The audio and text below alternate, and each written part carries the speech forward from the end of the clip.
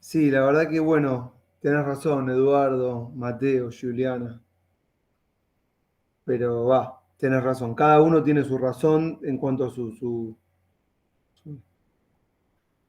como visión, ¿no? Es lo que le pasa y sus materialidades. Pero yo la verdad lo único que voy a extrañar es tener los nombres de todas y todos en las camaritas, porque yo no sé ningún nombre. Y bueno, eso voy a extrañar. Grabar las clases, la verdad que para mí, miren, para mí todo el tema del Zoom es más trabajo. ¿En qué sentido más trabajo? Sí, no hay como la presencialidad. Es más trabajo en el sentido de que estoy en mi casa, lo voy a hablar todo personal, ¿eh? No se corresponde con nada de lo que les pasa. No sé, tengo que ir a buscar a mis hijos, puedo darle de merendar a mi hija. No es que no quiera, pero hasta último momento estoy haciendo cosas. Cuando es a la noche puedo poner una carne en el horno en la mitad de la clase. Este, y además perdí mis espacios, digamos, de lectura. Está bien, yo entiendo que Mateo me dice Constitución, un garrón, y yo me imagino, pero yo no tenía viajes tan complicados, yo no estaba lejos de la facultad. Por eso lo digo como desde un lugar, si se quiere, egoísta, ¿no? Pero como mis viajes no eran viajes complicados, a mí me gustaba viajar, porque yo en los viajes leía. De hecho, todavía recuerdo cuando no había señal abajo del subte, entre las cosas que fueron cambiando. Y yo disfrutaba mucho el momento del subte cuando no había señal, porque más allá de ir como una sardina en la combinación entre el B y el C para ir a Constitución, eh, yo tenía ese momento en el que sabía que nadie me conectaba o me molestaba. Y la carrera prácticamente la hice en el 112, el colectivo. Este, me sentaba al fondo y estudiaba. Y ahora no tengo más esos espacios de lectura. Y eso espero que vuelva. Yo me sentaba en un bar antes de la clase y me conectaba con la clase. Y ahora necesito como media hora para conectar con la clase. Estoy conectado con otras cosas, no puedo desconectar de unas. Y además tengo el chat, que bueno, eso le está pasando a todas y todos, ¿no? No sé qué les pasa. Yo no lo aguanto más. Tal vez ustedes no sé qué edad tienen, pero están más naturalizadas con el chat. Yo ya no lo aguanto. Este, de hecho, hablaba con un amigo la vez pasada de que tendríamos que pasar para que salvar a la humanidad en algunos de tantos aspectos que hay que salvarla. Uno sería conectarnos solo una vez por semana. ¿Se acuerdan que hace no mucho todo pasa muy rápido? Se cayó WhatsApp, Facebook e Instagram y no sé qué más. Y bueno, para muchos puede haber sido una pérdida económica, no sé, problemas, pueden haber ocurrido tragedias incluso por la falta de comunicación. Pero también muchas lo celebraron en el sentido de, bueno, estuve tranquilo. Yo, por ejemplo, esa tarde estuve tranquilo toda la tarde. Eh, Después cuando me conecté tampoco tenía tantos mensajes, porque como todos sabían que no iban a llegar los mensajes, todos pensaron mejor sin mandar los mensajes. Y muchos habrán advertido que no era necesario mandar ciertos mensajes, porque hay como una sobre mensajería exagerada, sin sentido, ¿no? Eh, y claro, como decía Juliana, lo dejo para el final, no hay como la presencialidad, no hay como la presencialidad.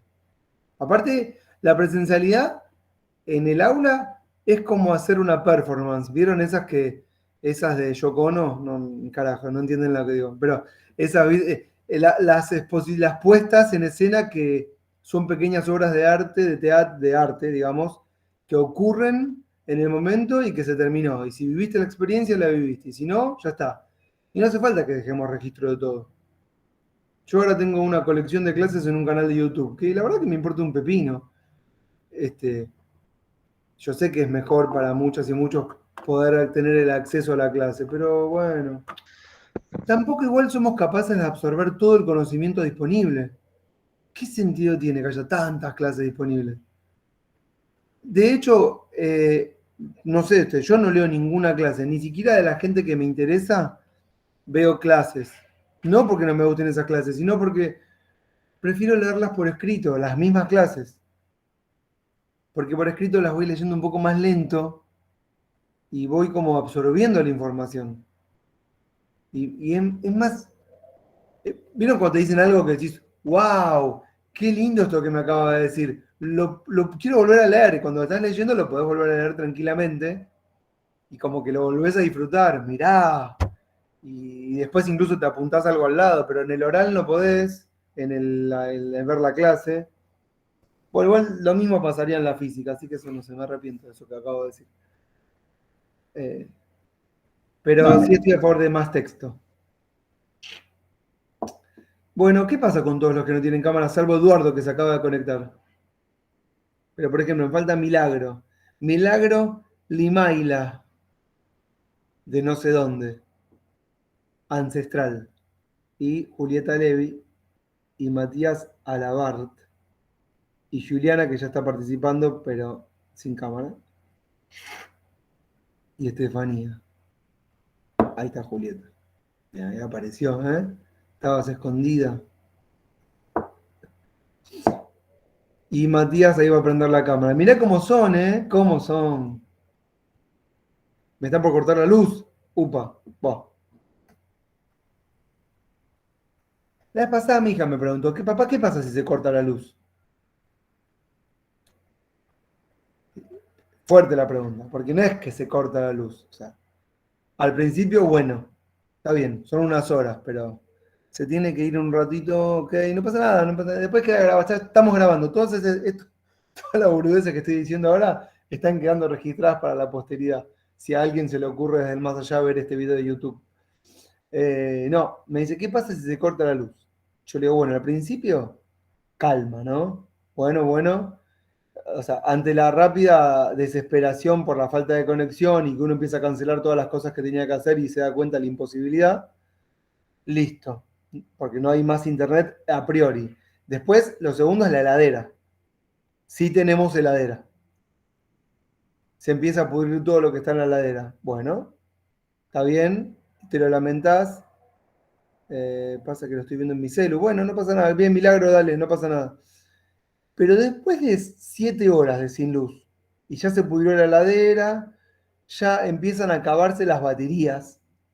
Entonces ya, si tenías 3G, ponénganle que estaba funcionando sin tener el wifi de algún lugar, ya tampoco tenés forma. Entonces, poco a poco, ante la incomunicación, la desesperación, ¿no?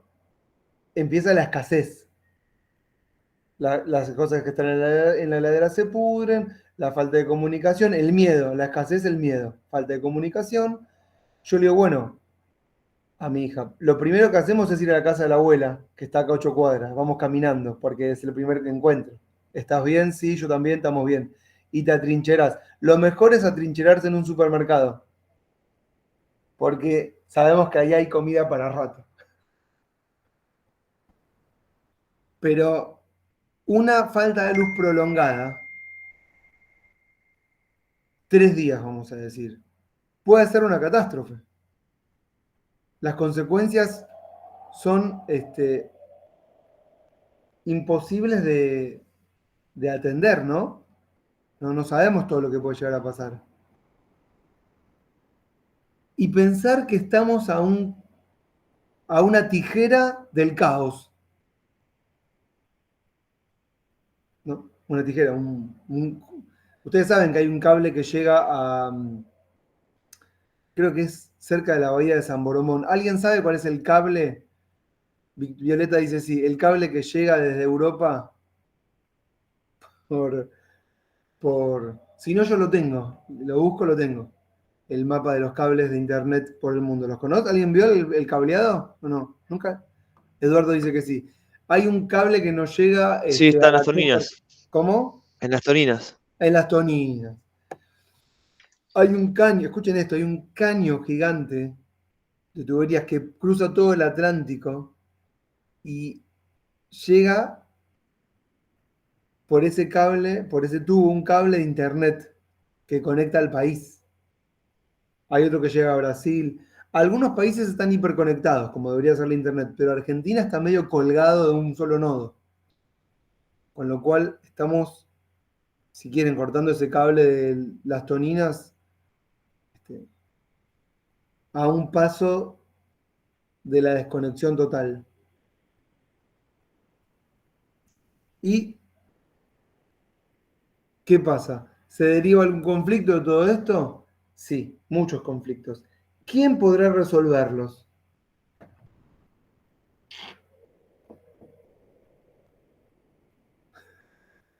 Todos los conflictos que empiezan a ocurrir. Bueno, en una sociedad civilizada, entre comillas civilizada, ¿no? La justicia. En el caos que vamos a vivir no hay posibilidad de justicia posible, por lo menos el concepto de justicia que tenemos arraigado como deber ser. Va a ser sociedad del más fuerte en un cataclismo, ¿no? O sea, si se corta el cable de la bahía de las Toninas, perdón, lo que puede llegar a pasar es que aparezca con más notoriedad algo que está sin notoriedad, que es que la ley es del más fuerte. Fuerte no sé en qué términos. Y que el Poder Judicial y la justicia no son lo mismo. Y que el Poder Judicial trabaja para hacer un determinado tipo de justicia que tal vez no sea la justicia imaginada que anida en cada uno y cada uno de nosotros. Y que esa justicia se sostiene con cierto grado de coerción que está ahí latente pero que no sale de las napas hasta que haga falta. ¿Y cuándo hace falta? Cuando se afectan los intereses de los poderes concentrados, lo voy a decir así. Así, cortito y al pie, no hace falta que le demos mucho rodeo a esto. Entonces, ¿cuál era el tema de hoy? Poder judicial, no la justicia, no es lo mismo. Y por acá quería empezar. No es lo mismo poder judicial que justicia. ¿Está? ¿Esto ya lo charlamos alguna vez? No. Ah, esta Abril dice que sí. Mira qué bien. Si ya lo charlamos, lo paso de largo. No tiene sentido que me expida sobre esto. No, no, yo recuerdo que habías dicho sí que como un adelanto de que el Poder Judicial y la justicia no eran lo mismo. Claro, bueno. Cuando nosotros decimos poder judicial, lo que, lo que tenemos que pensar como tema a estudiar es, en esta materia, la organización de este dispositivo administrativo, ¿sí? Que tiene por finalidad a priori impartir, impartir justicia, vamos a decir, zanjar, resolver controversias, ¿sí? Repartir de manera equitativa en función de alguna ley que ande dando vueltas por ahí, hacer que no nos agarremos a piñas.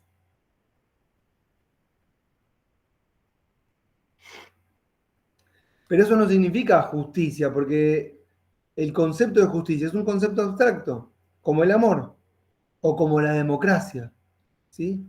O como, qué sé yo, este, la amistad.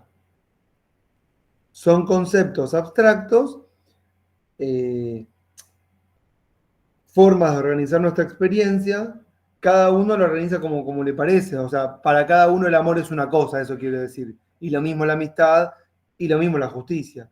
No hay verdad sobre esto, ni nos las podemos arrogar.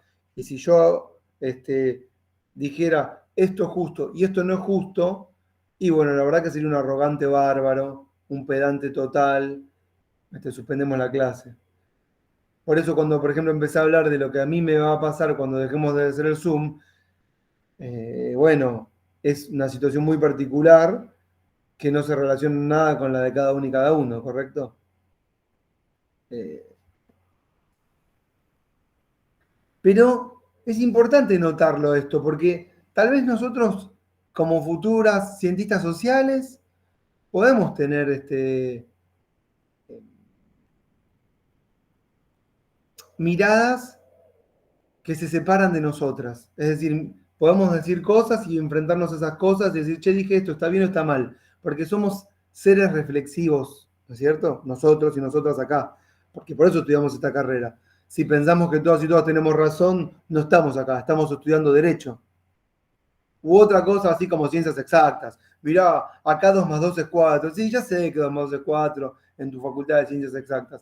Pero ¿sabes qué? Las ciencias exactas también las inventamos los seres humanos. Podemos cambiarlas si queremos. Pero bueno, ese es otro tema que no vamos a trabajar acá. Pero acá, como somos seres reflexivos, nos podemos enfrentar a lo que decimos y considerar que puede no ser una verdad. Y esto, vamos a decirlo, no le pasa a todos. La mayoría de las personas dicen verdades y creen que son verdades absolutas. El problema es cuando son jueces y juezas los que dicen esas verdades, porque tienen cierta autoridad, ¿no? Que finalmente terminan concretando más que la justicia, la injusticia que anida en cada uno. No lo vamos a poder controlar. No se hagan la idea de que tenemos que definir justicia, solamente vamos a explicar cómo funciona el dispositivo judicial.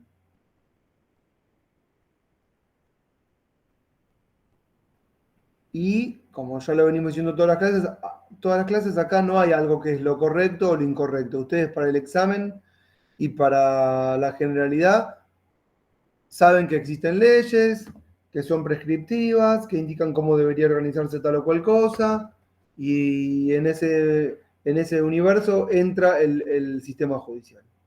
Y ya hablamos de que es parte del sistema político. ¿Está hasta ahí? Y bueno. Bueno, y entonces, ¿cómo lo definimos desde el derecho y desde la ciencia política? ¿O cómo lo definen algunos del derecho y cómo nosotras desde la ciencia política? O de las ciencias sociales.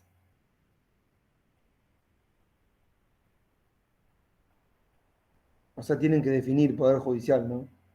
Primero dicen poder judicial no es lo mismo que justicia, fenómeno, papá, papá. Bueno, ¿y qué es el poder judicial?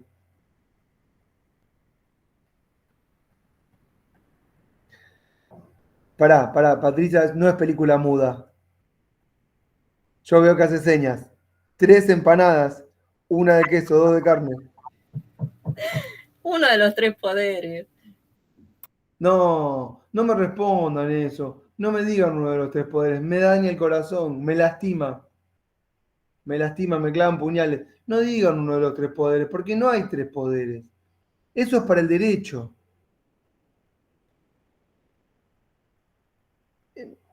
¿Me siguen lo que acabo de decir? O sea, no lo definamos así, porque lo simplificamos, pero lo reducimos. Es una visión reduccionista que no nos permite comprender la complejidad. Vos, Patricia, cuando decís uno de los 3 poderes, que lo decís como algo obvio, porque el gesto es, eso es como, es obvio, pero no, tenemos que deconstruir lo obvio, deconstruyamos lo obvio, no es obvio, eso es para el derecho. En el sistema jurídico del siglo XVII, ¿sí?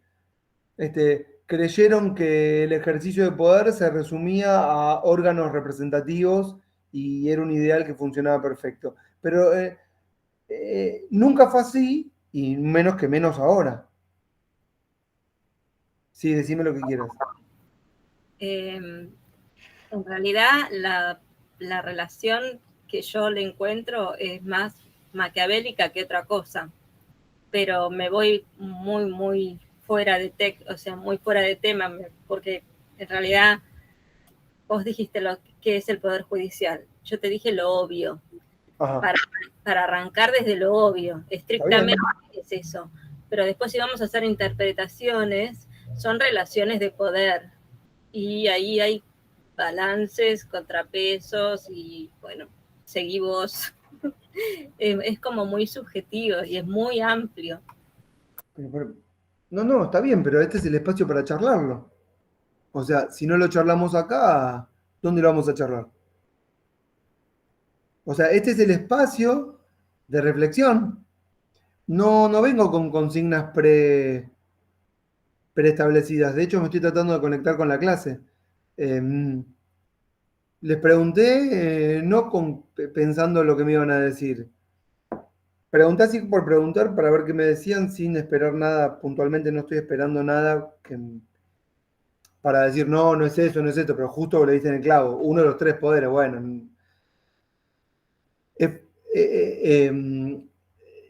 El derecho, el sistema jurídico, el sistema constitucional, la teoría constitucional del siglo XVII, la república, bueno, pensaron al dispositivo judicial como un dispositivo o como un órgano representativo no político.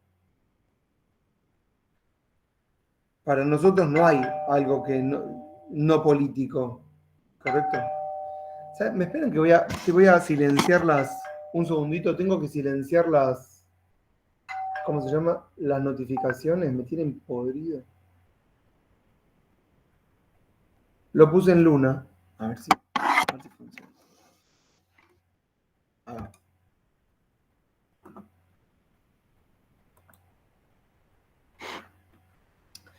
Pero, ¿vieron que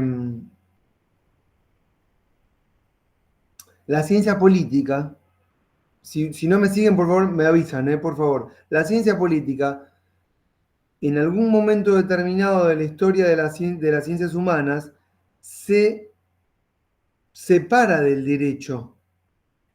El sistema de derecho es un sistema que tiene una fuerza tal que hace pensar que la política y el derecho son una misma cosa, ¿sí? Y no son una misma cosa. La política, relaciones de poder, donde aparecen conceptos como gobierno, Estado, ¿correcto?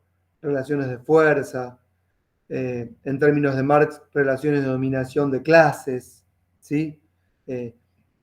Otro tipo de teorías como teoría de las élites, qué sé yo, clase dirigente, clase gobernada, asociaciones de todo tipo. Y el derecho es prescriptivo y aparece en la época del iluminismo, que es básicamente en el momento en que las monarquías absolutas, en el cúmulo de su poder, se desmoronan frente a la burguesía. Y entonces aparece el sistema del derecho como aquel que se le opone a el sistema, digamos, soberano de Dios. Lo estoy diciendo sencillito. El sistema soberano de Dios es reemplazado por el sistema soberano del derecho y la Constitución. ¿Se entiende esto que estoy diciendo? Entonces, a la fuerza soberana del monarca, que utiliza la divinidad como fuerza de verdad, se la reemplaza por un parlamento y una burguesía que tiene al derecho como mito fundador, el contrato social. Bien. Pero la gobernabilidad de las personas, ciudadanos, súbditos, individuos, clases, ¿sí? Uy, se me trabó la cámara, ¿puede ser? ¿Se me escucha igual? Sí, te escuchamos. ¿Por qué se trabó la cámara? Estaba concentrado. Espérenme. Terrible. Esperen que saco esto, pongo de vuelta. Sí, si querés, profe. Bueno. No, sí, que no me puedo concentrar. No te perjudica. Tenés razón, pero no me puedo concentrar. A ver ahora.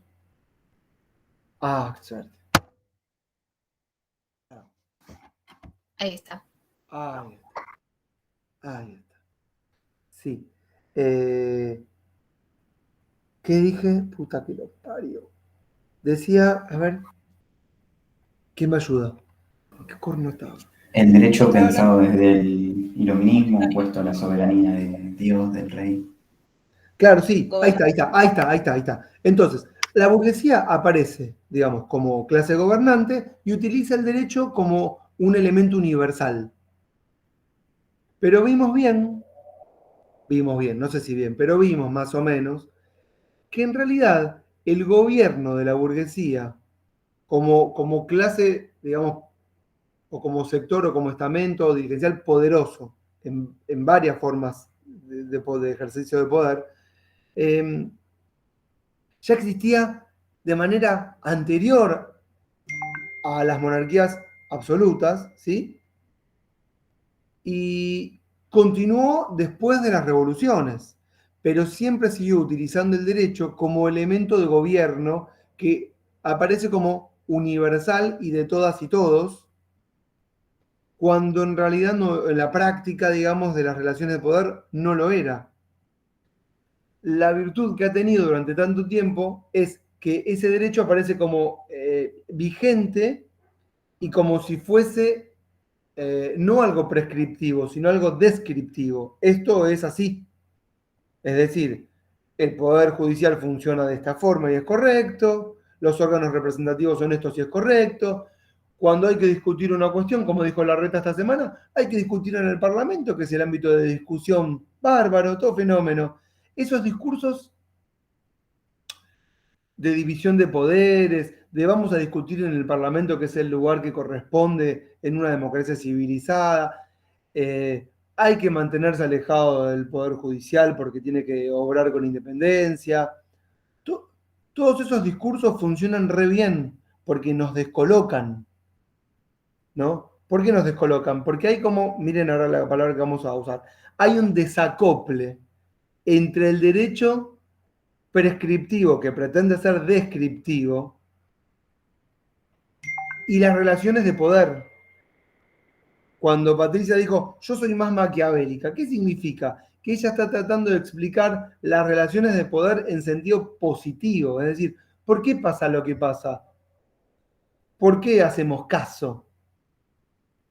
¿Por qué decimos que sí o que no? Y no es por el derecho, es porque las relaciones de poder operan en otro carril, en otros carriles diferentes. Entonces el derecho no es el ejercicio de poder, es la representación. Entonces el Poder Judicial tampoco es la representación del poder. Pues es otra cosa, vamos a definirlo mejor. Pero, volviendo a lo que está, para no perder el hilo, el derecho y su sistema de normas ha quedado vigente y la ciencia política siempre aparece como una ciencia, entre comillas, menor, no tiene tanto valor, no tenemos un título habilitante, ¿sí? Por algo será, como si la tienen las abogadas y los abogados.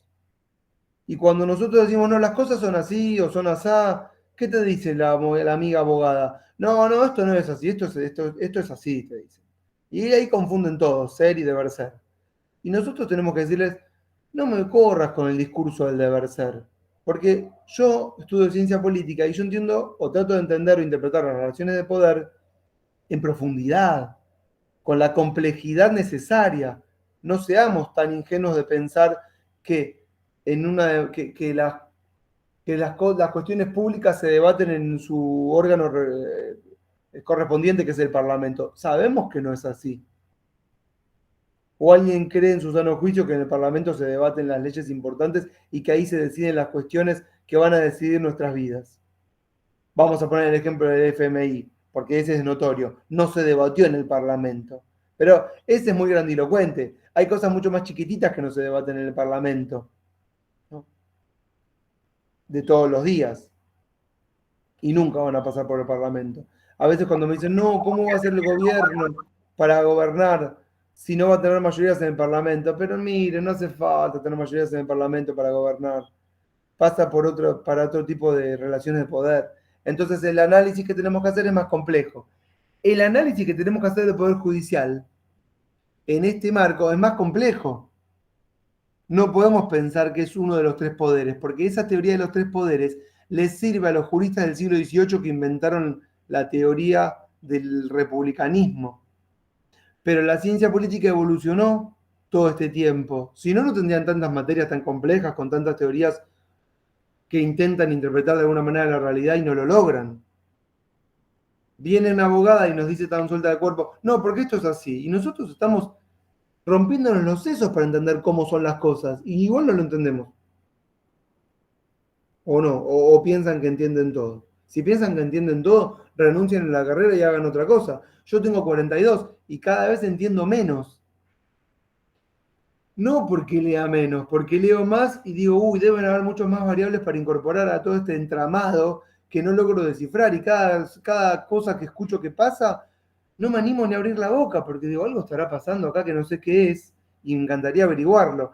Y a veces ni hablando con los protagonistas te enterás qué es, porque hablas con los protagonistas, pero no te dicen lo que sienten o por qué hacen las cosas, y aún así hay intereses entrecruzados. Bueno, Max Weber es una lectura obligada. No sé en qué materia lo ven, pero en alguna lo ven, ¿no? No sé. Teoría sociológica, ¿no? Cuando dice, por ejemplo, las consecuencias de las acciones, las relaciones causales que no son directas, y todas esas cosas. Súper interesantes que complejizan el análisis social. Bueno, entonces, ¿qué sería entonces? ¿Se entendió esto que dije del derecho y la ciencia política y el derecho como representación del poder, pero que no es el poder? Lo voy a sintetizar en unas frasecitas más. Por ejemplo, el Parlamento es el órgano más importante, ¿no? En términos de derecho. ¿Es el más importante en el ejercicio de poder? Por ejemplo, piensen ahora en la política de precios, por decir que esta semana, digamos, está en discusión desde que asumió el gobierno o desde antes, les diría. La política de precios de los alimentos. Saben de lo que estoy hablando. Los precios de los alimentos. Voy y compro la yerba. Está cara la yerba. Y bueno, el gobierno no puede controlar los precios. Uno lo dice así, simple. Pero, ¿se puede analizar simple? ¿Puede el gobierno simplemente con una resolución hacer que los precios bajen? ¿Qué pasa y qué está operando? Y bueno, si nos ponemos en complejos, va a ser complejo, porque empezamos a pensar, bueno, hay pocas empresas, controlan los precios, pueden desabastecer, pueden hacer corrida contra el dólar, son las que financian la política, ¿sí? Nadie quiere estar peleado, porque después si no te quemás, si no hay carrera política, entonces al final la política queda a merced de los grandes intereses concentrados de empresas especulativas. Tampoco las empresas especulativas son una sola persona que decide todo. Cuando uno empieza a hurgar, empieza a advertir que es re complejo todo. Entonces, ¿se puede desde el Parlamento o con una simple resolución, como hizo el nuevo secretario de Comercio, decir, bueno, los precios bajan, listo, fenómeno? No se puede. ¿El derecho puede explicar todo esto? No puede explicarlo el derecho. ¿Por qué? Porque el derecho no es el poder. Por eso, si fuese así, si fuese tan simple, bueno, estudiemos solamente las leyes que salen del Parlamento, porque ahí se explicaría todo. No, porque está la ley de interrupción legal del embarazo, entonces ahora yo ya puedo ir al hospital. Hola, ¿qué tal? Vengo a hacerme la interrupción legal del embarazo. ¿Qué tal? Pase, venga, vamos a hacer la interrupción legal, porque ahora ya es ley. No es así. Y bueno, la abogada te va a decir, no, sí, porque ahora podés, porque la ley en el artículo 4, que está re bueno, está re bien redactado, dice esto, aquello, lo otro. Sí, pero fui al hospital y no me dijeron nada, casi que me quieren meter presa. Y no sé qué hacer, y llamé a una amiga, piripipi. Y vieron que hay todo un entramado de cosas que van pasando, presiones de todo tipo, la familia, lo que está bien, lo que está mal, la amiga, los medios, la forma de acceder. Bueno, cada tema es un tema, ¿no? Para profundizar. Y ahí aparece el Poder Judicial. Si yo les tengo que decir lo que yo pienso del Poder Judicial, pero esto es personal, ¿correcto? No tienen que tomar nota diciendo el Poder Judicial es esto, sino pueden decir, Ezequiel dijo que cree que para él el Poder Judicial es esto. Ustedes después hagan lo que quieran, ¿está? No es verdad, es lo que me parece a mí. Para mí aparece como un dispositivo, un resorte de los poderes concentrados. Pero no en su totalidad. Atención, no en su totalidad. ¿Sí? Porque también el Poder Judicial en realidad es un dispositivo administrativo complejo en donde hay un montón de funcionarios de todo tipo de rango, ¿sí? Diseminados en todo el país, en diferentes materias, fueros, donde la política es atravesada a través de la forma tribunalicia y puede pasar de todo. Está, ¿no?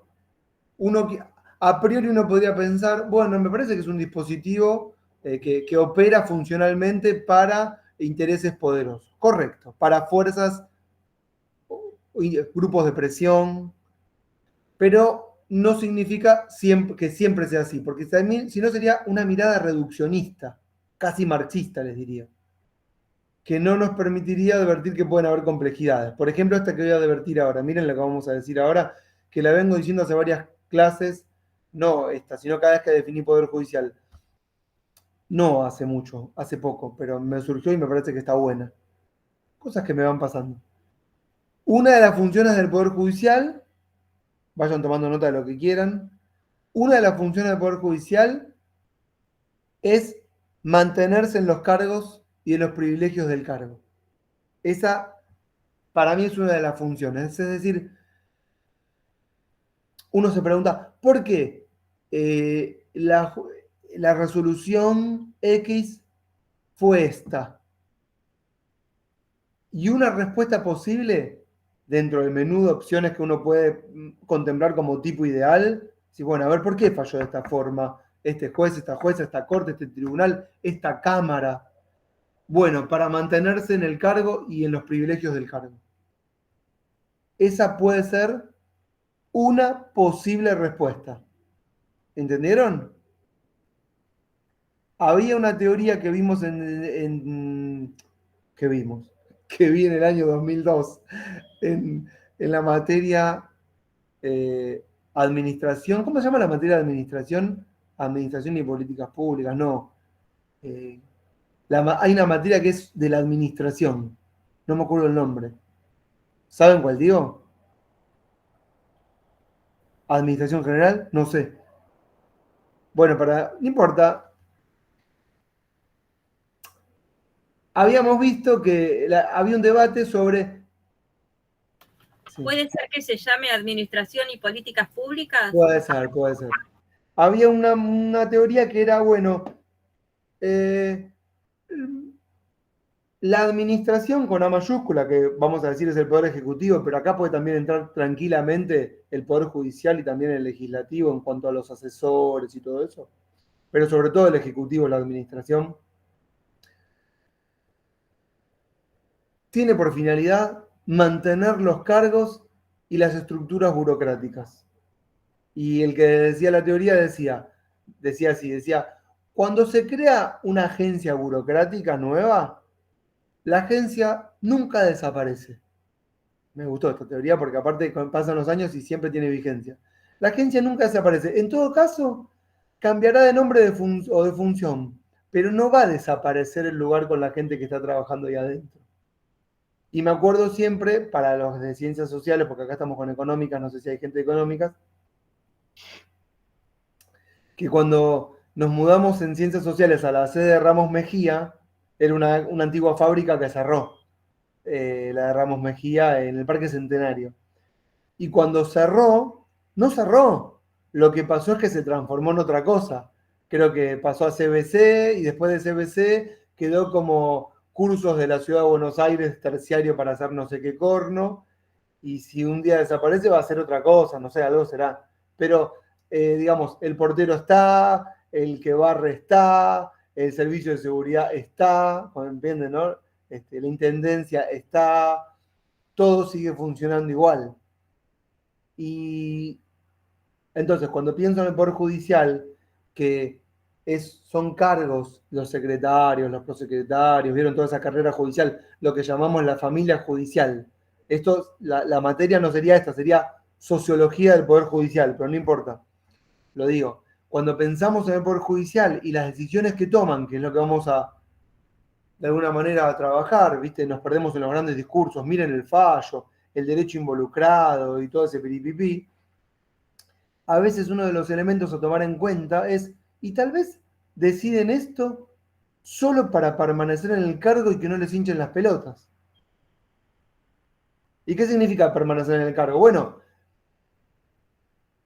privilegiar un interés u otro interés, pero siempre zanjar la cuestión. Vieron que les dije que el Poder Judicial lo que hace es zanjar, repartir,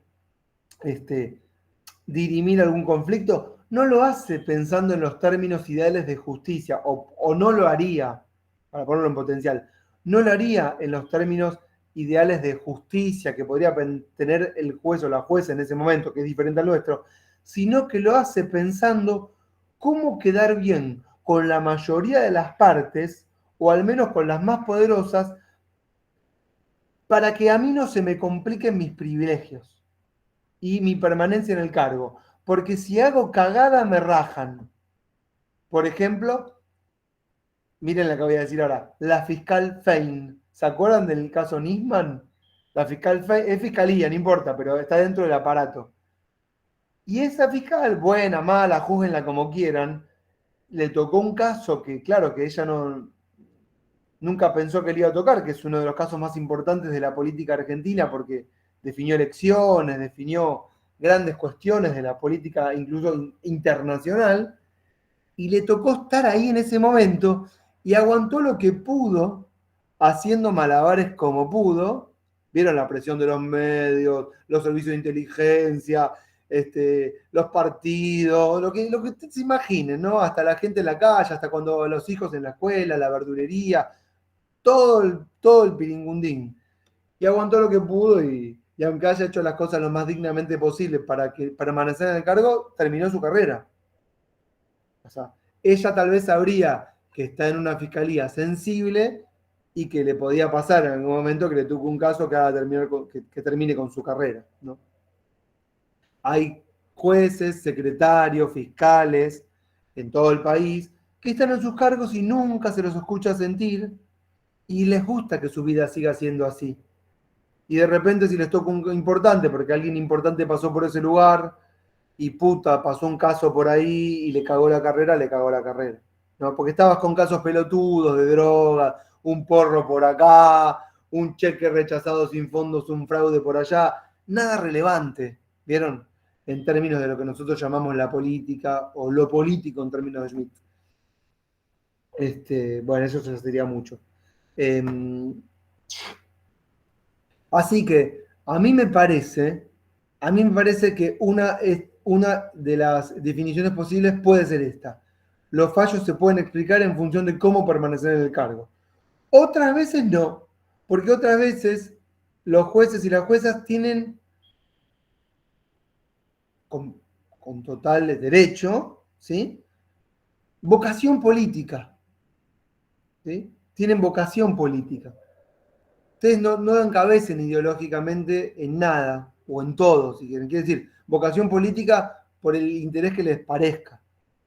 Interés corporativo de las empresas, como puede ser como puede ser el juez Rosenkrantz de la Corte, o también un legítimo interés de algún juez o jueza de la agrupación Justicia Legítima que tienen otro tipo de intereses en la generalidad. Somos miembros de Justicia Legítima porque queremos transformar la justicia y que sea la justicia de los derechos humanos, qué sé yo, puedo decir. Y fallan así, de esa forma. O sea, y tienen vocación política, escuchen, y se bancan la que venga. ¿Qué significa se bancan la que venga? Saben que van a perder los privilegios, saben que sus cargos son cargos circunstanciales y que en realidad no están ahí para atornillarse en el cargo como un cargo administrativo, sino que tienen una vocación política determinada y están ejerciendo el poder en ese cargo que les tocó con esa vocación. Y que los fallos se explican en esa dirección. Y que si eso le hizo perder el cargo, si le costó el cargo, bueno, lo asume. Porque el juez asume, y voy a usar palabras de Kirchner, no asumí este cargo, el de jueza, para dejar mis ideales a un costado, sino que asumí para ejercerlo. ¿Entienden lo que digo, no? Pero puede ser de la ideología o las preferencias que a ustedes les parezca, el ideal de justicia que tengan esos jueces o juezas en el lugar que les toca ejercer. Vamos a decir, con esto que estoy diciendo, y ya que mencionamos a Weber, son tipos ideales para aproximarse a la lectura de los fallos. ¿Está? Lo que sí tienen que tener en cuenta es que nunca puede ser el análisis de un fallo un análisis que sea netamente jurídico. No pueden analizar un fallo únicamente pensando en lo que, entre comillas, vamos a decir, la letra de la ley. ¿Eso significa que no haya jueces y juezas que no fallen pensando en la letra de la ley? No, puede haberlos. Y hay jueces y juezas que leen la letra de la ley y creen ver en la letra de la ley un todo homogéneo y creen que ahí no hay interpretaciones válidas y que en realidad el espíritu es uno solo. Y lo creen. Y creen obrar conforme a derecho. Y los hay. Si quieren, tienen vocación política por el derecho, suponiendo que el derecho es una cosa uniforme. Yo no lo creo, pero bueno. Y hay gente, hay jueces y juezas convencidas. ¿Qué sé yo? El juez principista liberal, el juez garantista, el juez, como se lo imaginen. No podemos meternos en la cabeza de cada juez o cada jueza ante un fallo. La lectura de un fallo es un acto complejo que requiere de cada uno y cada uno de nosotros como cientistas sociales una mirada transversal que involucre la mayor cantidad de variables posibles. Entre ellas, obligadamente, la consulta al juez o a la jueza en funciones, a la gente que lo rodea y a las relaciones de fuerza que están operando en torno del interés concreto que está dando vueltas alrededor de esa cuestión. No lo van a hacer nunca, yo lo sé, porque salvo que trabajen de esto. ¿Esto tiene que frustrarlas? No, esto solamente tiene que ser un llamado de atención para no hablar al pedo. Para no hablar al pedo, para no decir, falló esto por tal cosa, porque nunca sabemos. Yo tengo un ejemplo de primera mano. Hice una investigación sobre cómo echaron a los jueces de la corte en el año 2004 a 2006, derivados de la crisis del 2001/2002, en realidad. Yo fui a priori con una mirada, a priori significa que yo en mi cabeza tenía como cosa juzgada. No, lo que pasó es esto, ¿vieron? Tenía como todas las certezas. Y claro, cuando fui a indagar, porque me interesaba, fui a indagar, me encontré con un quilombo bárbaro, que por supuesto no lo pude resolver, que siento que me aproximé bastante, que siento que llegué a alguna verdad parcial, en términos de Popper, falsable, y en realidad todo es falsable, porque en ciencias sociales, ¿qué no es falsable? ¿Quién tiene la verdad? Nadie. ¿No? Entonces, bueno, y ahí escribí un libro, una novela, y está todo. También tenía la urgencia de escribirlo para los que me habían pagado para escribirlo. Yo la pasé muy bien escribiéndolo. Hice ficción. Terminé frustrándome y terminé haciendo ficción porque igual ya sabía que la verdad estaba lejos, muy lejos de mí, pero sí les puedo decir que entré con una idea y me fui sin ninguna certeza, con muchas conclusiones y muchas por sacar después. O sea, yo pensaba que los habían echado por el corralito, miren qué fácil, pum, no, el corralito. Y no era tan sencillo. Habían pasado de todo para que pudieran echar esos jueces de la corte. Ustedes yo no sé si se acuerdan, pero sí se acuerdan. No si saben. En el 25 de mayo del 2003 asume Kirchner. Néstor Kirchner, la presidencia. Ya estoy grande. Pero Patricia, vos conmigo, ¿vos qué edad tenés, Patricia? Voy a cumplir 46. ¿Ves? Patricia es más grande, así que ella me entiende. Pero les de mes, no sé si me entienden. Pero el 25 de mayo del 2003 asume Kirchner. A una semana de asumir, a la semana, sale en una cadena nacional. Con una naturalidad que hoy nos asombraría, porque está todo muy corrido para otros lados. ¿no? Hoy una cadena nacional sería como el espanto, ¿vieron? Pero habían cadenas más seguidos, era más normal. Tampoco había internet, no había celulares inteligentes, ni gente burra, que como es una relación asimétrica. Mientras más inteligente es el celular, más pelotudas nos ponemos, ¿entienden? Eso es así. Entonces en ese momento todavía había cierto grado de inteligencia que la máquina no nos había robado, el algoritmo todavía no estaba tan presente en nuestra vida. Sale Kirchner y dice, hay que hinchar a los jueces de la Corte a una semana de asumir en cadena nacional, empezando por su presidente de la Corte, Julio Nazareno, que era el presidente de la Corte de lo que fue, en ese entonces, la mayoría automática. Y lo dijo con una naturalidad que uno podría pensar, qué fácil es, qué fácil es. El tipo da una orden, che, voy a salir en cadena, poneme la cadena, dale. Y voy a decir que vamos a hacerle juicio y vamos a echar al presidente de la Corte. Y al mes estaba fuera. Y si tan sencillo fue, yo fui ahí con mi investigación en el 2006. Y claro que no fue tan sencillo. Había pasado de todo para que un tipo pueda venir y hacer una cadena nacional y decir eso. De todo significa marchas, juicios fallidos, corte desprestigiada, el menemismo, la crisis, el corralito, los piquetes, ¿no? Y una redimensión del Poder Judicial que hasta ese entonces no la había tenido. Porque el Poder Judicial, permítanme continuar con el desarrollo, espero que me estén siguiendo toda esta perorata, cobró una dimensión muy importante post-crisis 2001, 2002 en realidad. Todo ese año de mierda. Toda esa década de mierda, le digo la verdad. Yo la pasé muy mal siendo chiquito en esa década. O sea, bueno, eso, la pasé mal. La pasás mal porque todo el tiempo pensás que la vida es una mierda. Eso es los 90. Bueno. Honestamente, en los 90 se vivió muy mal. Desde que empezó el menemismo hasta que empezó a resurgir el país después con Néstor Kirchner, realmente se pasó muy, muy mal. Sin hacer juicio de valor sobre el kirchnerismo, para no ponerle, viste, cargar la ideología para que cada uno piense lo que quiera, sí les quiero decir que yo en lo personal, y si querés Patricia vos también, la pasamos mal en los 90. Ya está, digamos eso solo en la clase, nada más. Con eso es suficiente, cada uno piensa lo que le gusta. Bueno, eso es personal, pero básicamente, el grado de...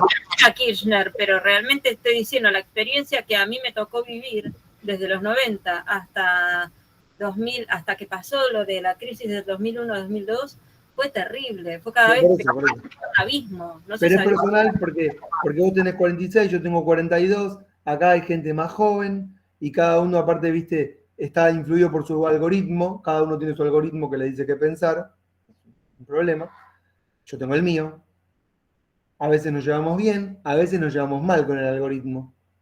Pero no es una cuestión política partidaria, es una cuestión de realmente cómo se vivía en todo, en el común denominador, o sea... No, igual, esperá,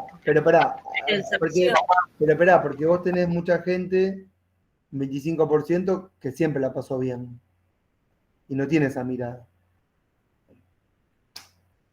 La clase media siempre define los gobiernos. Bueno, escucha eso. Igual yo como estamos en clase y no en bar de amigas, no puedo decir nada, no quiero decir nada. Te lo banco. Porque si no es como que empiezo a decir verdades que no son verdades, ¿vieron? Cada uno lo piensa lo que quiere. Pero guarda si se lleva muy bien con su algoritmo, significa que los ganó. O sea, si todo lo que les llega por redes sociales, ¿vieron? Si todo lo que les ofrecen está muy a gusto con su vida, es que están gobernadas.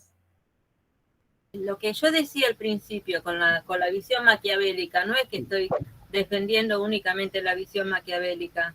Lo que planteaba o quería plantear es que en realidad todo está manejado de alguna forma por las relaciones de poder que no están escritas en una constitución. En realidad son facciones que están presionando constantemente y ahí es donde se define el poder.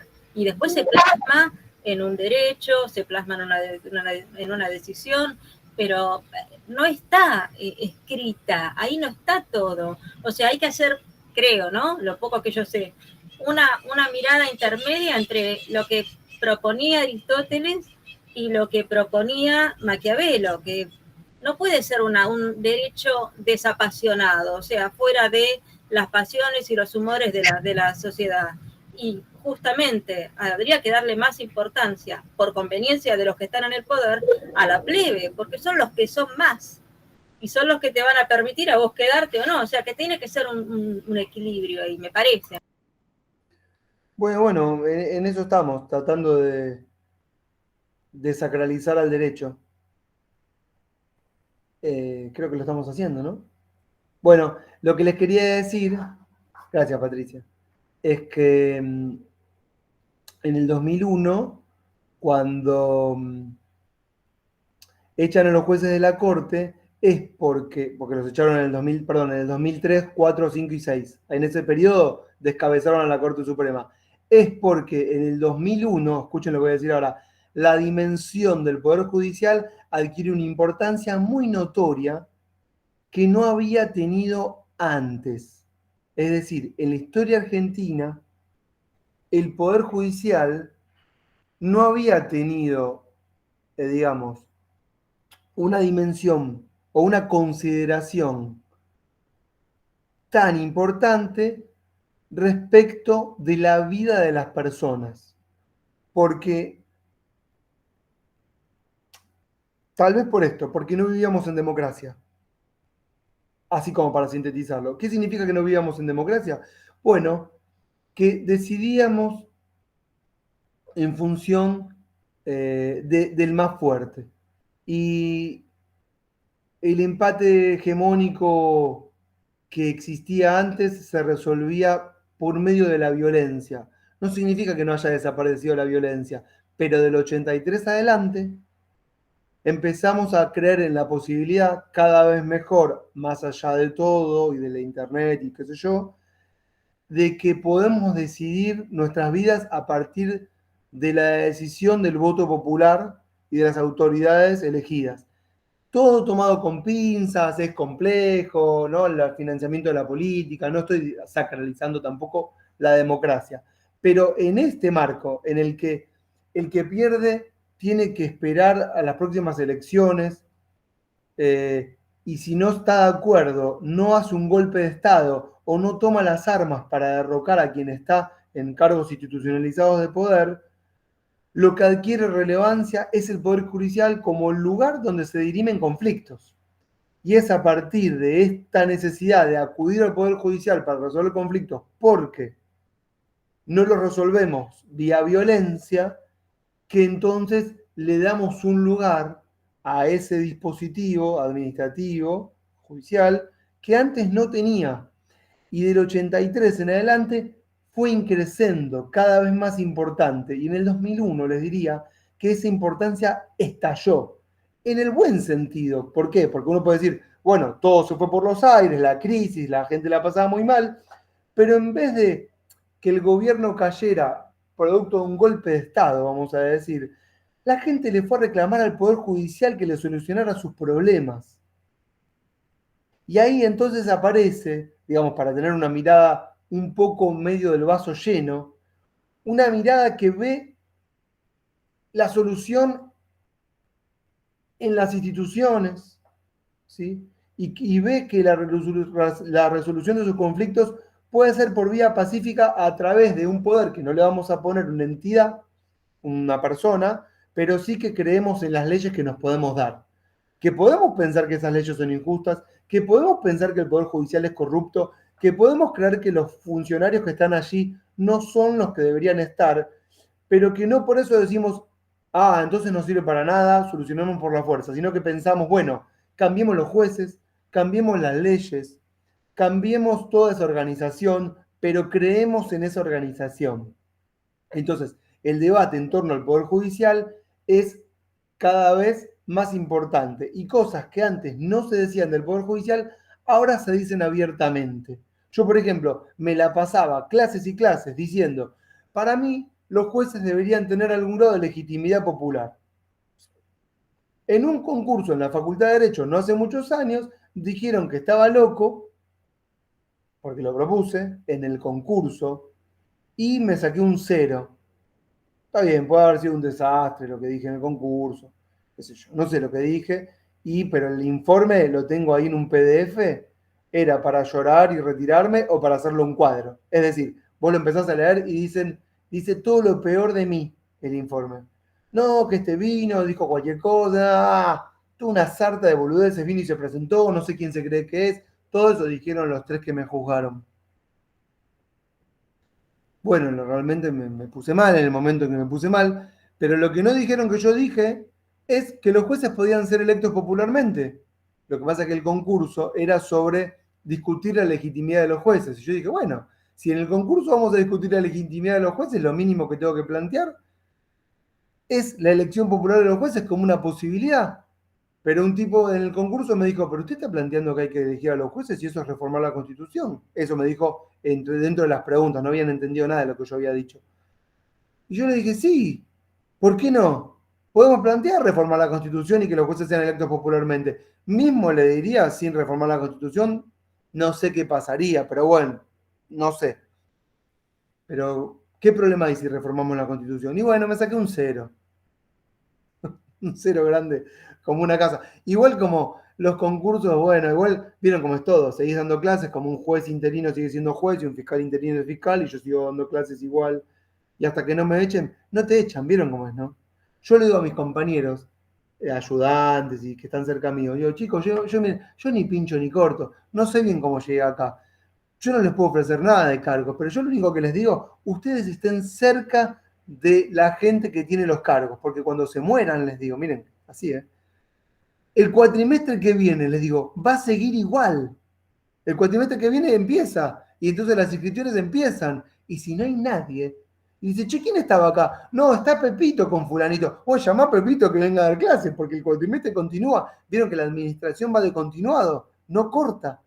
Se puede caer salvo un rayo que parta el mundo en dos, ni con la pandemia se terminó la universidad. Entienden que no va a terminar. El cuatrimestre que viene va de continuado, no corta. La carrera desprestigiada, no sirve para nada, pero va a tener una asignación presupuestaria igual. La gente va a ir a trabajar al día siguiente igual a la facultad, online, como sea. Las autoridades se van a continuar igual. Alguien va a estar ahí para dar la clase. Entonces yo les digo, quédense cerca, porque de repente los nombran interinos solo por tener el culo ahí sentado. Entonces son interinos y dan clases, así como yo doy, ¿ven? Doy clases. Y un día esto se formaliza. Solo que hay que darlas con responsabilidad. Creo que las estoy dando con responsabilidad. Leo, me informo, qué sé yo, no sé. Pero bueno, el día que me echan, me echan. Bueno, y entonces les decía, en democracia, el Poder Judicial adquiere una dimensión que antes no tenía. Entonces, todos los libros sobre Poder Judicial están escritos en el año 1750. Me van a decir, no, Ezequiel, ¿cómo? Si mi edición es del 2004. Tenés razón. Y la mía es del 2015. Ok, pero esos principios que aparecen en esos textos que tienen para leer con sus más y sus con menos, y con sus perfilamientos y con sus rediscusiones, tienen un espíritu anclado en lo que dijo Patricia al principio. Pero es uno de tres. Sí, ya sé que es uno de tres. Ese es el espíritu con el que van a leer Poder Judicial cuando abran un manual de Poder Judicial. No van a ver Poder Judicial, es más, ni deberían verlo con este nombre. Debería ser parte de la administración. Debería ser parte del Poder Ejecutivo en la visión que le tenemos que dar como cientistas sociales. Debería estar, al menos, con alguna forma de abordaje, en un manual de ciencia política. Y no van a encontrar en ningún manual de ciencia política un abordaje del dispositivo judicial. Y eso, para mí, en mi visión personal, no voy a decir está mal porque sería muy autoritario, es una visión muy pobre de la complejidad de este tema. Porque hoy no hay ninguna disputa de relaciones de poder que no tenga un canal de judicialización. Eso no significa que las cuestiones no se resuelvan siempre vía judicial, pero tienen un canal de judicialización siempre. Y entonces no podemos entender lo judicial desde una mirada, por decir, sonsa, prescriptiva, formalista. Profesor, ¿quiénes son los que realmente pueden acceder al Poder Judicial? ¿Cómo? ¿Quiénes son los que realmente pueden acceder al Poder Judicial? Pará. No Eso ya es parte del tema de la organización. Pero si querés, déjatelo. Está bien, Patricia, te lo voy a tomar, pero sin entrar en la discusión, eso lo podés apuntar cuando vos me lo decís. Patricia me dice así, dice, pero profe me dice, lo digo para todas y todos. ¿Quién puede acceder a la justicia? Entonces yo lo voy a traducir. Es ¿quién tiene acceso a hacer valer determinados tipos de derechos? Y eso le pueden poner, a ese cuestionamiento le pueden poner, digamos, como título inicial, grado de democratización del Poder Judicial. Por lo menos en el acceso al dispositivo. ¿Sí? Esperen que me están tocando el timbre, lamentablemente. Ah, ya atendió mi hija, pero ya está. ¿Ven? Estas son las cosas que pasan cuando tenés que dar clases. Y es mi mamá, que viene a saludar. Bah, qué bárbaro.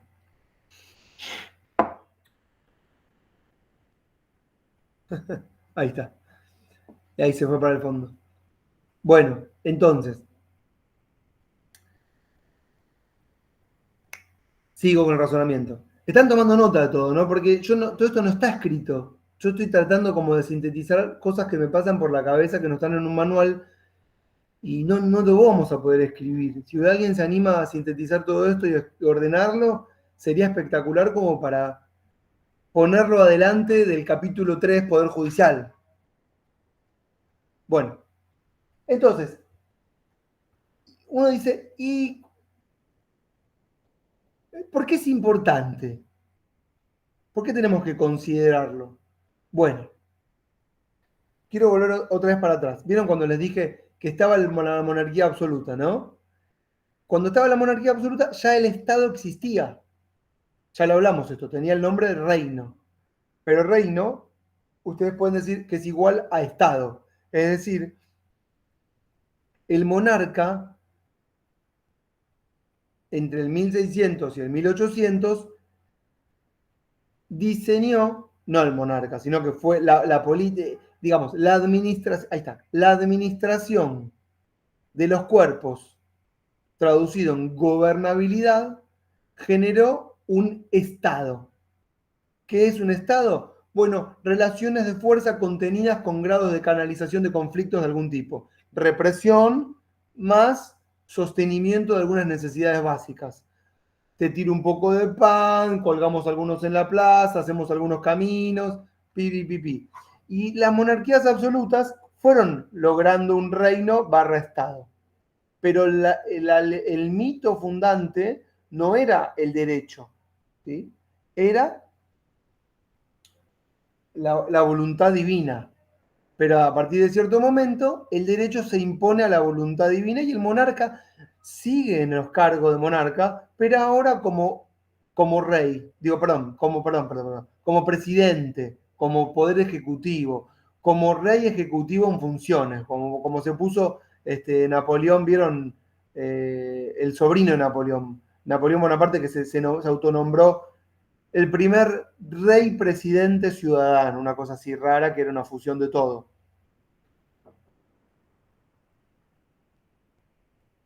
Pará. Están tocando la puerta. Igual yo le dije que no me iban a molestar, era obvio. Y